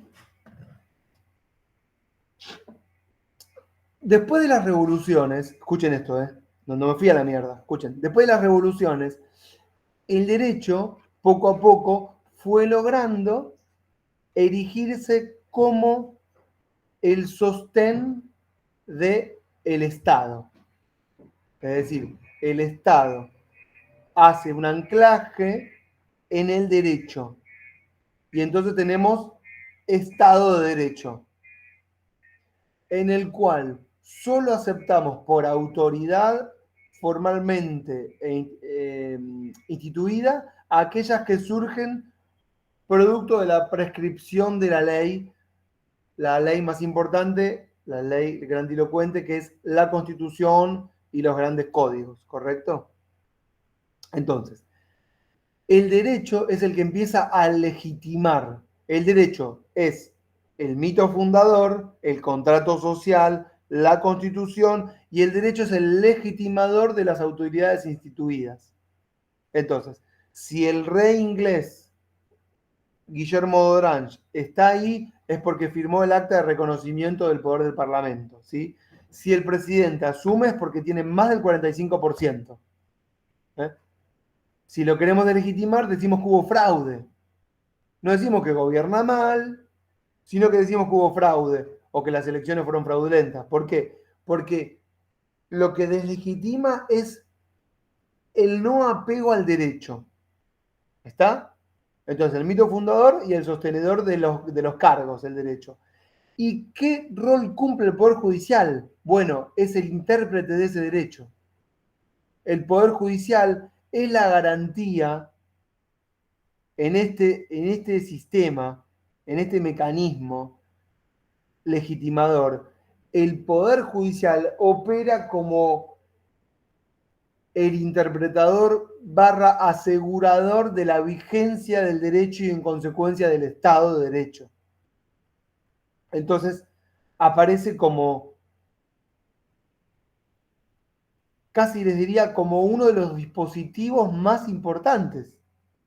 Porque podemos tener un dictador, podemos tener un presidente interino, podemos tener, qué sé yo, un comité de salud a cargo con la época jacobina, podemos tener el parlamento cerrado, podemos tener el parlamento paralizado, ¿sí? Puede gobernar quien llegue por decreto y no pasa nada, ya lo hemos vivido, y todo bien, ¿sí? Decretazo limpio, tranqui. De hecho, en realidad, esto que estoy diciendo, bórrenlo, se gobierna por decreto, todos los gobiernos gobiernan por decreto, las grandes leyes, diría Foucault, nos distraen del ejercicio de poder que opera en la base, y eso es para todas las ideologías, ¿está? Básicamente dice, las ideologías están ahí para distraernos de los mecanismos más aceitados de relaciones de dominación, eso dice él. Bueno, pero claro, no podemos vivir hoy, ya hace mucho tiempo, sin la existencia de un poder judicial. No podemos. ¿Por qué? Porque es el sostenedor de la legitimidad. Corrupto para unos, pero principista para otros, pero no puede no existir. Mismo les diría que el Poder Judicial existe a pesar de los golpes de Estado, a pesar de las situaciones fácticas, ¿sí? A pesar de las proscripciones, a pesar de lo que consideramos las injusticias, el Poder Judicial no puede no estar vigente, tiene que estar ahí funcionando, siempre. De hecho, en la época de la dictadura, cuando los desaparecidos, ¿sí? Lo que se pedía con habeas corpus era entrar en el dispositivo legal, y eso era una garantía de alguna manera de salvaguardar los derechos, que me digan dónde está y que tenga un proceso justo si cometió algún delito, pero no que no esté en el derecho, que esté dentro del sistema de derecho. Me están siguiendo este razonamiento, ¿no? Lo mismo pasa con la policía. Podemos pensar lo peor del dispositivo policial. Incluso podemos pensar que el delito existe más allá de que hay buenos funcionarios, malos funcionarios, funcionarios que se juegan la vida, qué sé yo. No podemos dejar de pensar que el delito existe porque la policía organiza el delito de alguna manera. Eso, por ejemplo, está en el Manual de Derecho Penal de Zaffaroni, pero sostenido por miles de teorías. Pero no podemos pensar que va a existir un Estado de Derecho sin poder judicial o sin policía, ¿no? Tienen que estar ahí todo el tiempo porque están sosteniendo, por un lado, la legitimidad del Estado y por otro lado, una situación fáctica de relaciones de fuerza. Si la Constitución y las leyes son relaciones de fuerza institucionalizadas después de guerras o después de grandes conflictos en los que hay vencedores y vencidos, aparecen estos resortes del poder para sostener la vigencia de esas instituciones. ¿Siguen esto que estoy diciendo? Entonces, el Poder Judicial no puede no estar ahí para sostener. Pero todos creemos en el Poder Judicial. Es decir, si no creemos en el que está, creeremos en el que puede llegar a estar. Hasta ahora nadie imaginó otro tipo de diseño u otro tipo de mito. El mito del derecho, el mito iluminista, le ganó a todos los otros mitos. Esto lo leí en algún lado y no sé dónde mierda, pero no lo estoy inventando. Creo que se lo leí a Hannah Arendt, no sé a quién se lo leí, pero dijo así como que el mito del iluminismo arrasó con todos los otros mitos que estaban pululando por ahí. Lamentablemente no les puedo citar la fuente. Y el Poder Judicial... Perdón, profe. Yo también había leído así como que la ficción esta que reemplazó la idea del rey como elegido de Dios, fue la de que ahora elegimos a nuestros representantes. El pueblo elige a sus representantes, pero es una ficción más que creo que inclusive podría ser reemplazada en el futuro. No, es lo que estoy diciendo. Lo que estoy diciendo también es que hasta ahora no se nos ocurrió otra, pero por supuesto que puede ser reemplazada.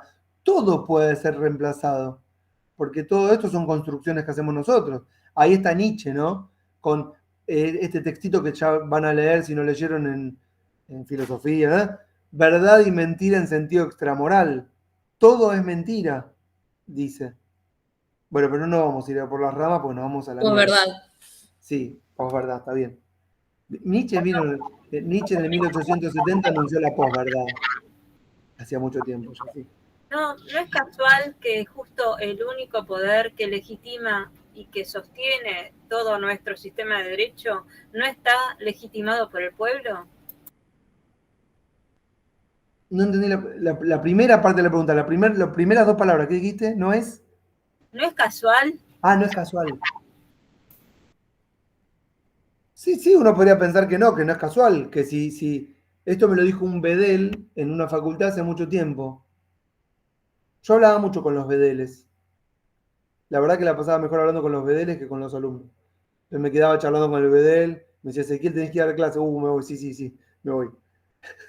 Y un día me dijo Omar, siempre lo cito Omar, gran fuente, lo extraño Omar, le voy a mandar un mensaje a Omar. Me dice, Ezequiel, me dice, al final los burgueses se quedaron con la última palabra. Y ahí me sentenció todo, Omar. Dijo, Omar, tenés razón, ¿para qué mierda estoy explicando todo esto? Al pedo total. Sí, los burgueses se quedaron con la última palabra. Elegí presidente, elegí poder legislativo, pero a estos no los vas a elegir, porque estos son los que interpretan esta ley, que esta ley es la que nos garantiza nuestros derechos, en los términos de Pisarello de lo que sería una constitución, que es frenar el avance de las mayorías democráticas.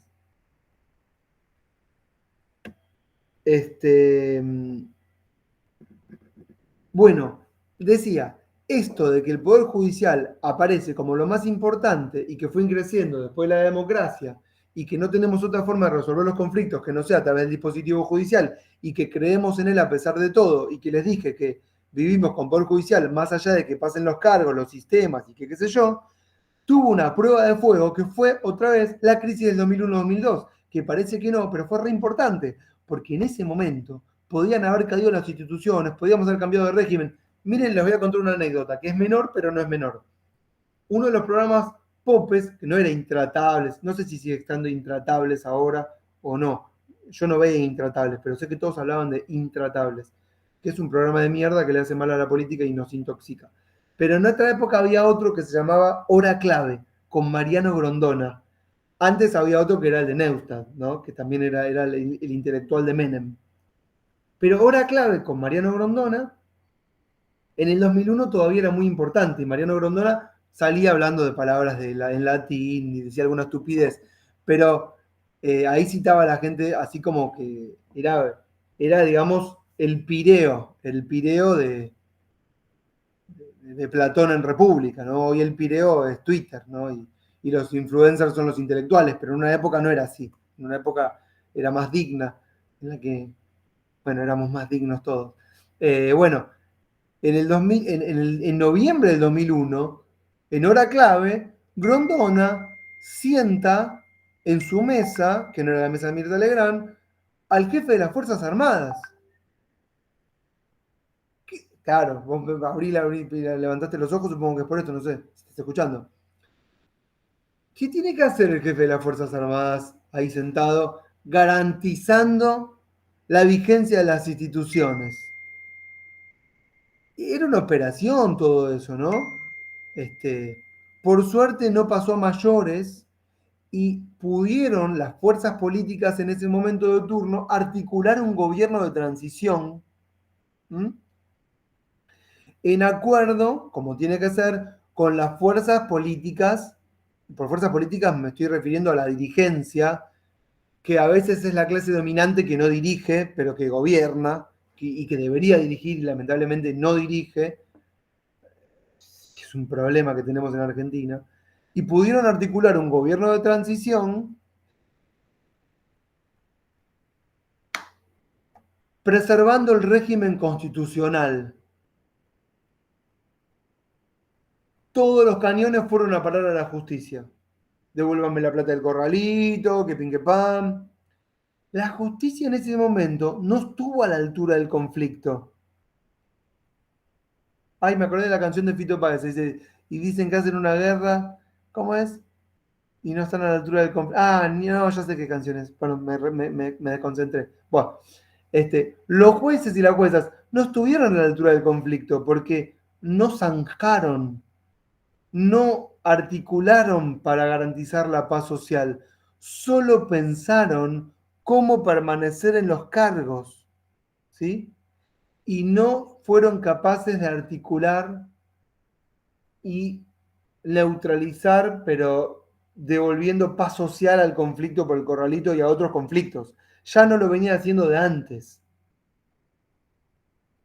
Y es por eso que estallaron un montón de manifestaciones, sanas manifestaciones, pidiendo que echen a los miembros del máximo tribunal, cosa que nunca había pasado en la historia argentina. Era la primera vez. Adquiría el Poder Judicial una dimensión que nunca había tenido. ¿Por qué es sano? Porque no fueron a pedir que echen al presidente, o bueno, era la época en que se vayan todos, pero responsabilizaron, escuchen, sectores, amplios sectores de la sociedad organizados, responsabilizaron al Poder Judicial y a sus funcionarios en sus diferentes fueros y jurisdicciones de las políticas que habíamos padecido los años anteriores. Es decir, los hicieron responsables políticos de los padecimientos. Es decir, le dieron al Poder Judicial un tenor político que nunca había tenido. Y ahí empezamos a advertir la importancia y el rol político del Poder Judicial. ¿Sí? Esto ahora se puede decir sin ningún problema, pero en ese momento no existía este tipo de discursos. Y a partir de ahí en adelante, la judicialización política y la politización de la justicia, que son las caras de la misma moneda, fueron increciendo hasta llegar a hoy con todo tipo de operetas. Ahí Patricia menciona Lofer, llámenlo como quieran, el grado, digamos, de, no vamos a llamar intromisión, porque no es intromisión, el grado de involucramiento del sistema judicial en el sistema político, fusionándolos en solo uno.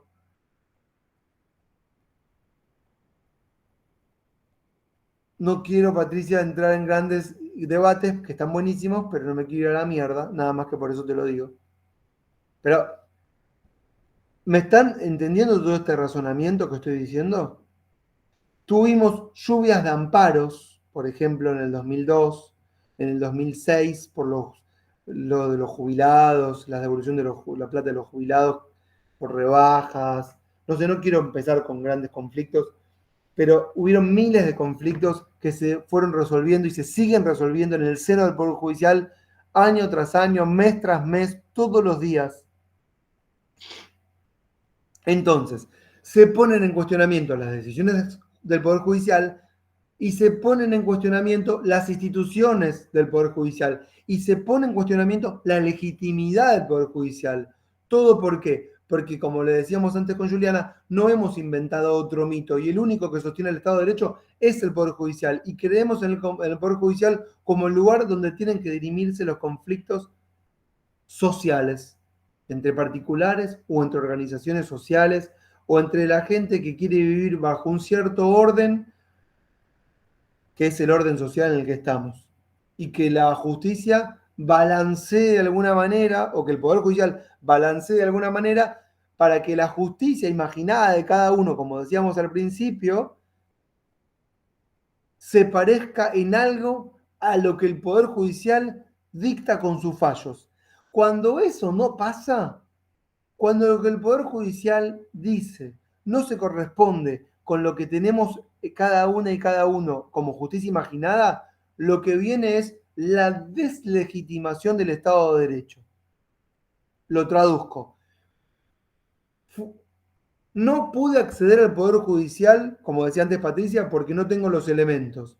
Entonces, no creo en el Estado de Derecho y no creo en nada de lo que me estén diciendo y tu vida vale lo mismo que la mía y entonces yo te mato, vos me matás y así terminamos en una guerra de pobres contra todos en una balacera.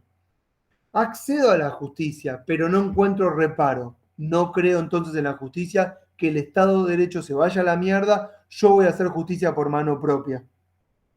Entonces, en este tipo de casos, en los que la justicia imaginada por cada uno no se corresponde con la decisión judicial o con el acceso que tenemos a la justicia, lo que tiene como devolución es la deslegitimación del Estado de Derecho, la pérdida de la creencia en las instituciones y, en consecuencia, el peligro de la caída del régimen democrático. Y esto es lo que hace al Poder Judicial tan importante. Por eso es tan importante cuando dicen en las encuestas, el 80% no cree en el Poder Judicial. Uno tiene que decir, cagamos la fruta. Porque esto significa que se va a ir toda la mierda.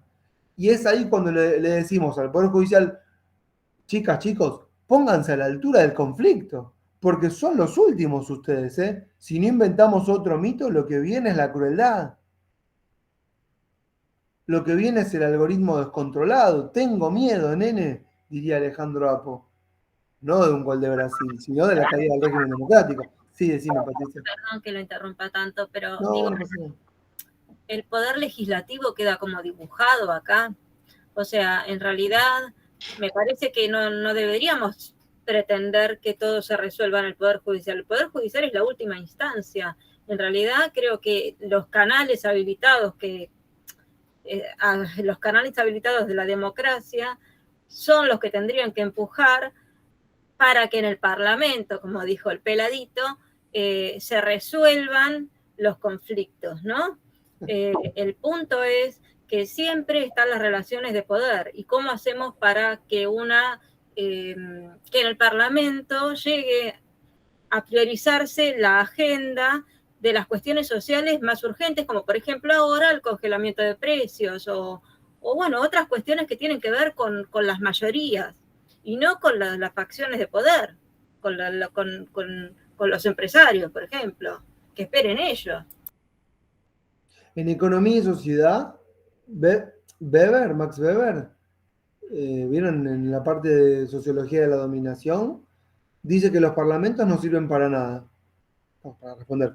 Y entonces, él ahí es cuando diseña, ¿vieron que leyeron esto de Weimar en alguna clase? Al Weimar algo le suena. Bueno, dice, démosle un rol al Parlamento, porque el Parlamento fue muy importante en las revoluciones iluministas, ¿correcto? Ese era el rol que tenía. Era como el garante de alguna manera del contrato social. Pero después la política continuó en donde siempre estuvo, que es en el Ejecutivo, en el monarca, en la administración, en los resortes del Poder Ejecutivo, que es el gobierno de la vida de los súbditos barra ciudadanos. Entonces, él decía, ¿y qué rol le podemos dar al Parlamento? Bueno, dice Weber, que el Parlamento por lo menos elija a ese Ejecutivo. El Parlamento no está, tal vez por su estructura y forma de funcionamiento, yo pienso, Patricia, capacitado. No digo que no pueda hacerlo, pero lo veo difícil, para poder, digamos, articular soluciones que sean mantos de paz. Siento que finalmente todo termina en cabeza de pequeñas personas que tienen en su humanidad la misión fundamental de ponerse a la altura del conflicto, porque finalmente los conflictos recaen ahí. ¿Me siguen lo que estoy diciendo? Si el Parlamento y el Ejecutivo no fueron capaces de sentarse en una mesa, como le gusta decir a Alberto, vamos a sentarnos, a todos le gusta decir, vamos a sentarnos alrededor de una mesa, a comer unos bizcochitos y a ver cómo sacamos al país adelante. Si no lo pueden hacer y todo termina en algún funcionario del Poder Judicial, loco, pónganse a la altura, pero tal vez les excede. No, yo no sé qué haría en ese lugar. Yo tal vez también me mandaría a mudar. Yo qué sé. Esto es para, al final, esto es para grandes mujeres y grandes hombres. Y eso se ve, viste, los pingos se ven en la cancha. Y bueno, eh, puede ser que algún legislador logre articular en el Parlamento voluntades, pero es más difícil. En cambio, los del Poder Judicial son menos, entonces es más fácil ponerse de acuerdo. Pero fíjense ahora cómo está la Corte, por decir uno. Son 5 y no se hablan. Ah, no, 4 y no se hablan. Encima 4. A partir del 1 de noviembre renuncia uno, así que son 4. Y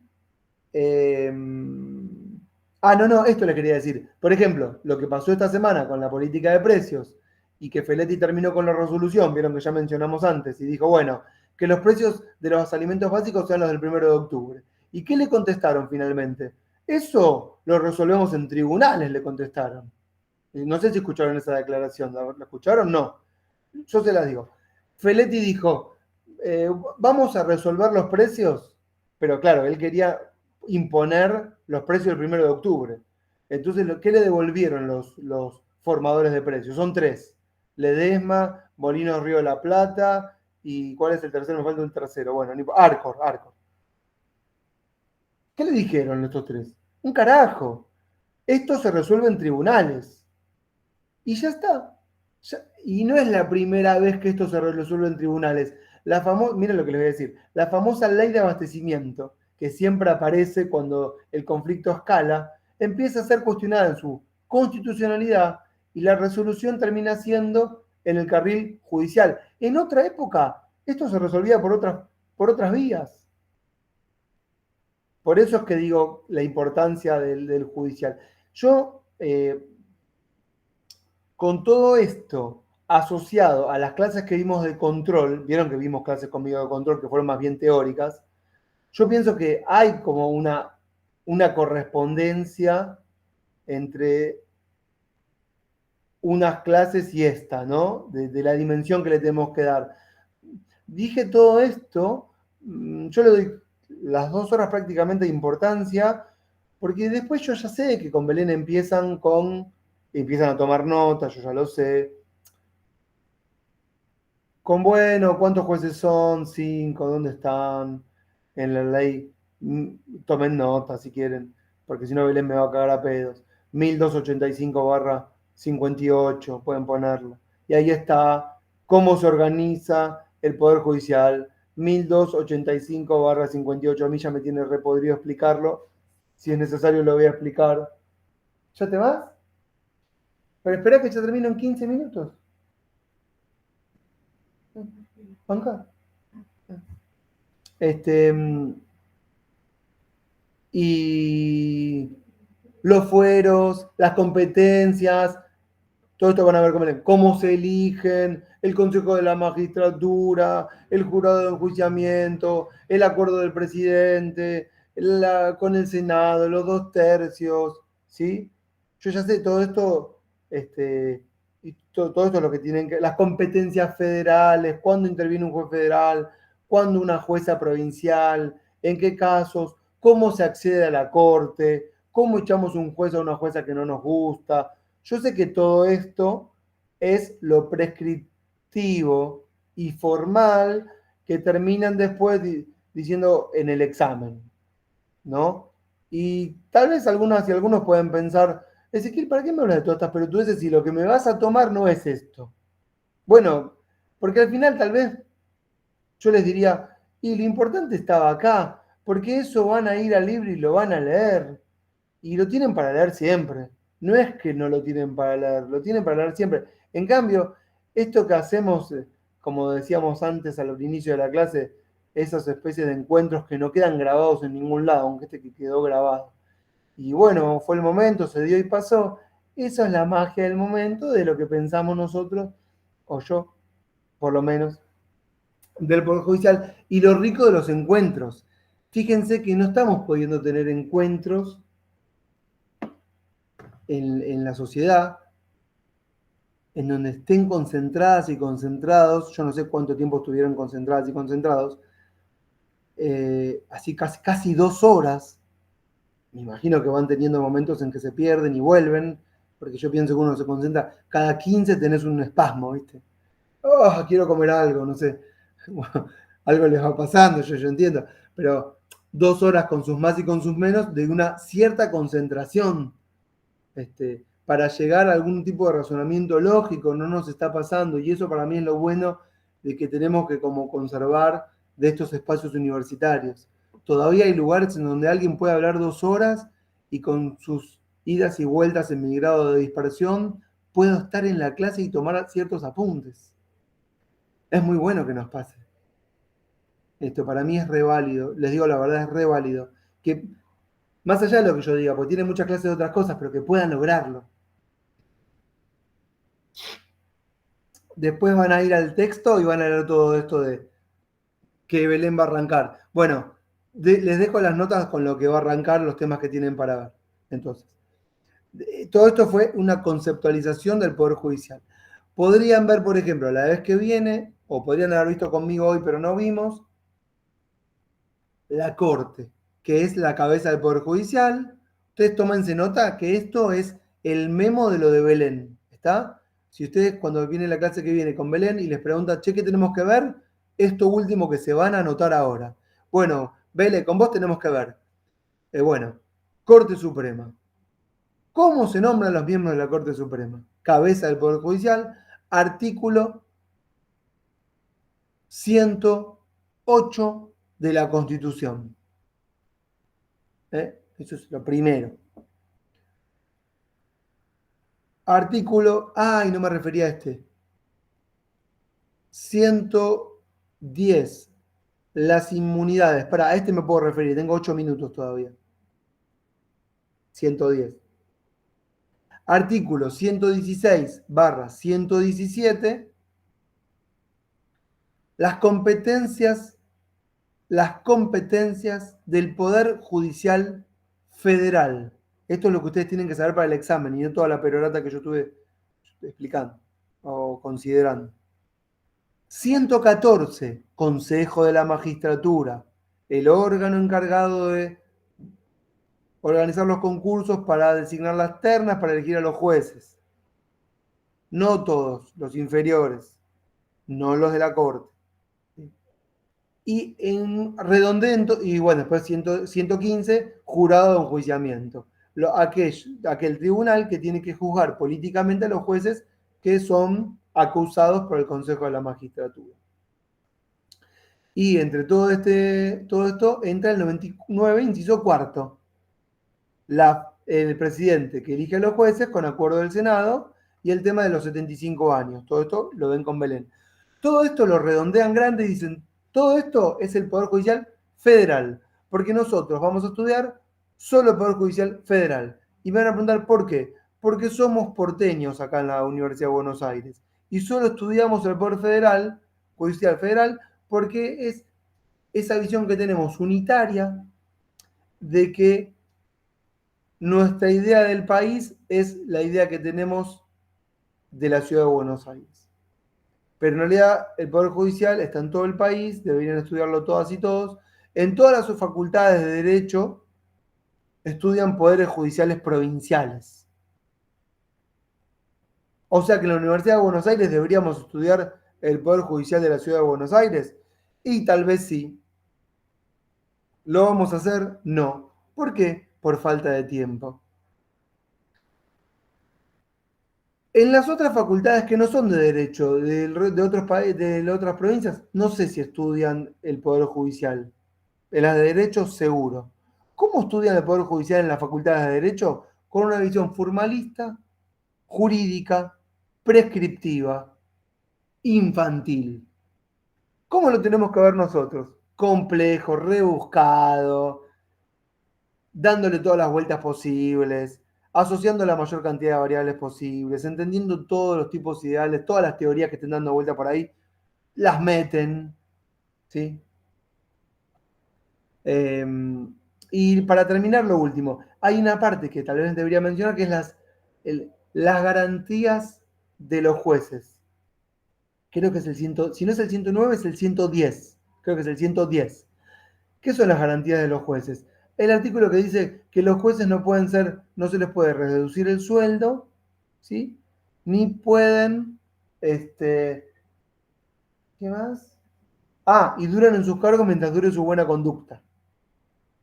Eso está en el 110, que se contrapone un poco con el 99, inciso cuarto, que dice que duran mientras tenga 75 años. Y eso lo van a encontrar como una garantía de independencia. Lo van a encontrar como una garantía de independencia del Poder Judicial. Es decir, que no me toquen el sueldo, ni que me echen del cargo, porque así yo sé que yo voy a estar en el cargo independientemente del poder político de turno. Y lo van a ver así, con pompas en los manuales. Sepan que ahí no lo vamos a desarrollar, que a todo esto le falta la independencia del Poder Judicial respecto de los órganos concentrados, de los poderes concentrados de presión que no están mencionados en la Constitución, porque como decía Patricia, por ejemplo, en una de sus intervenciones, la Constitución no está para organizar el ejercicio de poder, sino para ocultarlo. No aparece en la Constitución, digamos, el Consejo del Salario Mínimo Vital y Móvil. No aparece en la Constitución la reunión de los formadores de precios. Por ejemplo, el artículo 184. Bienes básicos de la canasta, formación de precios. Se reunirán una vez por mes los integrantes de las entidades representantes de los consumidores junto con los formadores de precios para fijar una canasta que sea 3 veces más baja que el salario mínimo vital y móvil. Eso es, por ejemplo, un artículo de la Constitución. Eso no está en la Constitución. ¿Eso podría estar en la Constitución? Claro, me van a cogotar porque eso atentaría contra lo que vamos a llamar, lo que llaman algunos, la libertad de empresa, o la libertad del grano. Miren lo que les tiro ahora. El triunfo de la escuela fisiócrata en el año 1775, cuando se establece que el grano y su precio tienen que circular libremente, porque lo natural es el mercado. Desde ese año que no lo podemos modificar esto. Esto es muy fuerte. Entonces, esa libertad de empresa hace que no podamos establecer precios máximos. Entonces, la Constitución no está ahí para poner un límite. Entonces, ¿dónde está? Vuelvo. La garantía, digamos, de independencia de los jueces respecto de esos poderes concentrados que son capaces de hacer cualquier tipo de operación en favor de sus intereses. Es muy difícil porque, por ejemplo, el financiamiento de la política tampoco está en la Constitución. ¿No? No está en la Constitución el financiamiento de la política. Eso significa que, por ejemplo, estos poderes concentrados que forman precios financian campañas, auspician los precios, hacen operaciones y pueden, si quieren, con pequeños sobres, que para ellos son vueltos, comprar voluntades de jueces que no quieren complicarse la vida, ni salir en tapas de diario. ¿Dónde está la independencia del Poder Judicial respecto de los medios de comunicación? ¿Dónde está la independencia del Poder Judicial respecto de las operaciones en los algoritmos? No están al resguardo de eso. ¿Siguen este razonamiento? Entonces están un poco sometidos a ese tipo de presiones. Es ahí donde yo pienso, para concluir con algún razonamiento mío, ¿no deberían los jueces estar sometidos también a algún tipo de grado de legitimidad popular que haga que a la hora de dictar una sentencia tengan en miras no solo las presiones de los poderes concentrados que pueden digitar sobre sus vidas y sus privilegios, sino también la de la permanencia en el cargo cuando tienen que legitimarlo en una especie de accountability vertical en una elección periódica que puede no ser cada 4 años, que puede ser cada 6, cada 7, cada 8, ¿sí? Pero que haga que el juez sea responsable ante las sentencias o alguna de sus sentencias. Por ejemplo, las sentencias que son, qué sé yo, de actores colectivos en esas demandas colectivas, por decir, por poner un tope a los precios o un tope a las tarifas o un tope a la tarifa, por ejemplo, de Internet, cuando el gobierno dijo, no, Internet es un servicio esencial, y Telefónica dijo, no, yo voy a poner el precio de Internet que a mí me gusta. Y un juez le dijo, usted tiene razón, ponga el precio que le gusta. Y se cagó en los 14 millones de la comunidad Movistar que querían que bajara la tarifa. ¿No tiene ese juez que tener algún tipo de presión popular cuando tenga que revalidar su cargo por ese fallo? Por ejemplo, ¿entienden lo que estoy diciendo? ¿No deberíamos de alguna manera articular algún grado de participación popular para que una institución, con esto termino, lo prometo, una institución que nace en el 1600, que nace de los privilegios, debería ya ayornarse a un órgano institucionalizado en los términos de una democracia más popular, un poquito más popular y participativa? Porque el Poder Judicial nace ya en una época de privilegios y ellos se sienten que son, de alguna manera,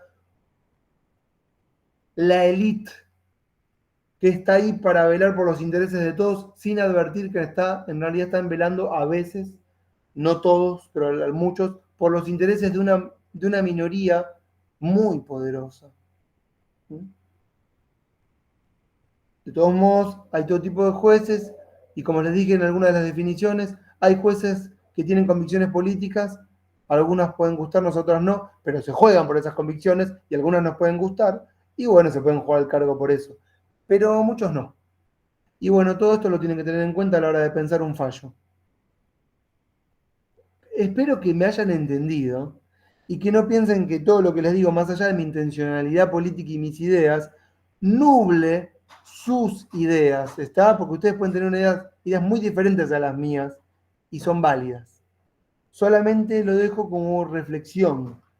Después igual en el examen no se asusten, porque no es esto lo que tienen que decir, sino que tienen que decir cómo se eligen, cuánto duran, cómo se pueden echar y todas esas cosas que van a encontrar en el articulado. ¿Está bien? Y serán por eso juzgados. Que Dios, la patria o la cátedra me lo demanden si contestan mal. ¿Cuánto dura un juez? ¿O cómo se elige un juez? Eso lo ven todo con Belén. Yo dejo la clase a disposición, YouTube, la mar en coche, que sean felices, feliz fin de semana. ¿Está bien? Se ven con Belén la vez que viene. Ya está. Dale, profe. Termina. Gracias. Que anden bien. Dale, profe, nos vemos. Chau, chau. Buen profe. Gracias, profe. Chao. Chao.